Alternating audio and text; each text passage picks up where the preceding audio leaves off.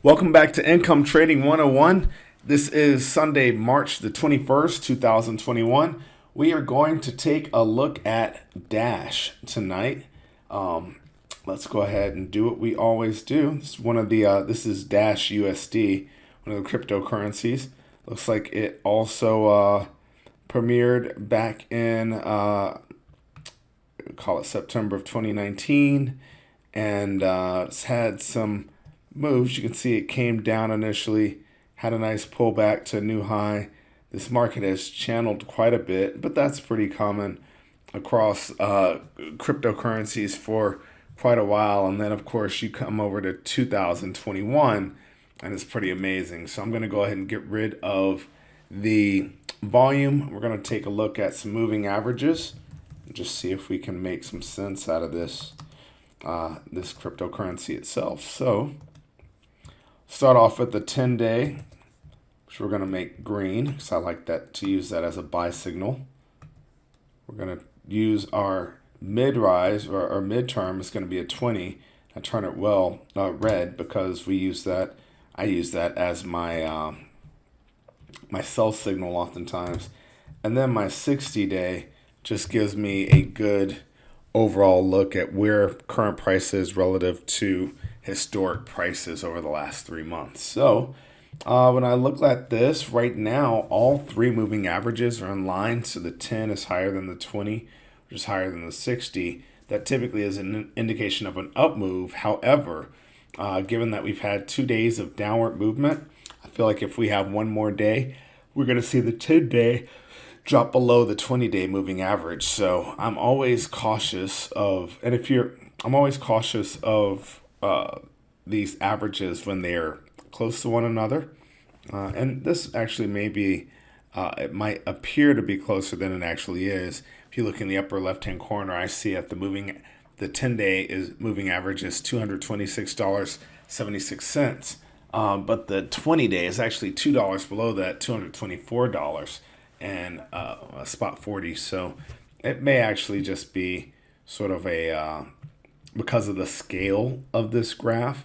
But let's go ahead and take it down to the 1 hour. We're going to use some lower time frames to get a better sense. So sure enough, lower time frames, because these last 2 days have been lower, you definitely are going to get a a sign, and it normally doesn't flip that quickly, going from up move in the 1 day all the way down to a down move in the 1 hour. So surely the 1 hour right now, or certainly the 1 hour is confirming a lower price movement, right? So this is a pullback. Let's take a look at the 30-minute. So 30-minute as well is showing, currently showing that the markets are heading lower, even though it's had about an hour and a half, so 3 green bars of ups, not bad. Still looks like it's a downward trend. Let's go ahead and look at the 15-minute. It's going to be our lowest point that we're going to look at, and sure enough, so we had the 1 hour, the 30-minute, and the 15 actually point to lower pricing, a downward trend, even though in the 15-minute we have basically 4 consecutive green bars. For reference, so you can look, this move here, this little pullback had 1, 2, 3, 4, 5, 6, 7 green bars before it had one big down bar and a green bar that matched it, and then several bars, red bars in a row that took prices significantly lower. And we've seen that in each of these little pullbacks that, we are getting multiple, at least on the 15-minute, you're getting multiple up bars, but we're going ahead and getting lower highs and lower lows, all right? So we're going to kick this back to the 1 day. So the moving averages certainly appear to be bearish at this point. We're going to go ahead and look at the MACD just to see what momentum is doing. And if it's doing anything, that should give us another reason to go ahead and sell this thing. So right now, the MACD at the 1 day level has not crossed below the 0 line. So it's still above it's still positive, which is the overbought area. But you can see how this line went from really sloping significantly to just tailing off.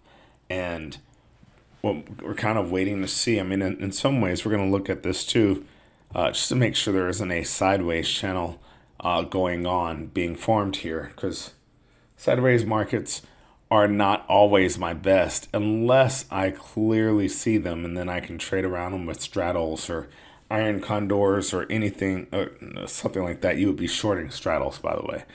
But looking at the 1 hour, you have a nice cross above the overbought or into the overbought section, and then both the MACD and the signal line went negative, which has gone lower and lower and lower, hasn't pulled back up to a buy yet. So this appears to be definitely more of a negative.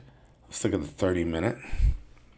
So 30-minute as well, because we haven't had enough green bars up.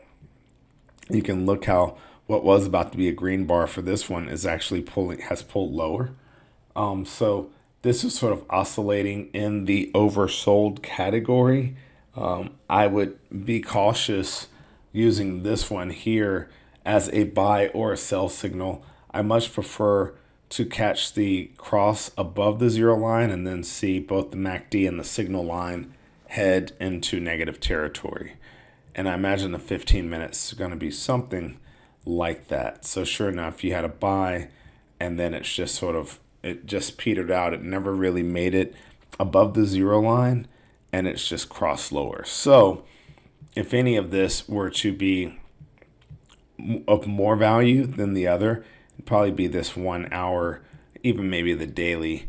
The daily wasn't so bad either. So yeah, although the daily, let me remove that. The daily has not crossed into the oversold category. So there may very well still be time to catch this overall down move.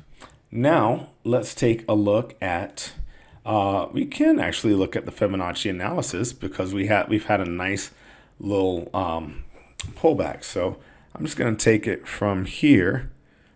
We'll say back in November 4th of 2020. I'm just going to pull this on over so that we see all, I believe this is the tip top price that was paid. So looks like right now we are oscillating between the 38.2, gone above it a couple times, and the 50% retracement. So a 50% retracement on this is actually fairly significant. So you normally are expecting some level of retracement, but since it's gone on and hit this, I'm not really anticipating prices to fall through, although they could. They certainly could. I am curious to see if this thing is going to head higher. I would certainly be very cautious when it comes to trading this. I'm not certain it's a buy or a sell. And of course, you know, given crypto's sort of bearer bond features, meaning you have to own the asset to sell it. Many of you might simply be waiting for time to buy in. I do think that time will come if the stock or if this crypto ends up falling all the way down, though. That could really hurt you. So it's important to use indicators that are going to, you know, give you some value. So I'll show you what I mean when it comes to things like a sideways channel. So that for the most part would be a sideways channel. And you know, I'm not certain that this price is doing that. We actually may be heading lower.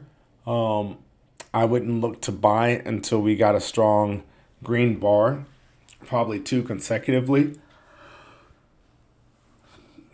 And if you currently own this, I'd be looking at ways to hedge the downside risk, meaning I think prices could continue to go a little bit lower because right now prices could go either way. They could go lower, they could go higher. It's sort of hard to make a true decision on which direction this one is going.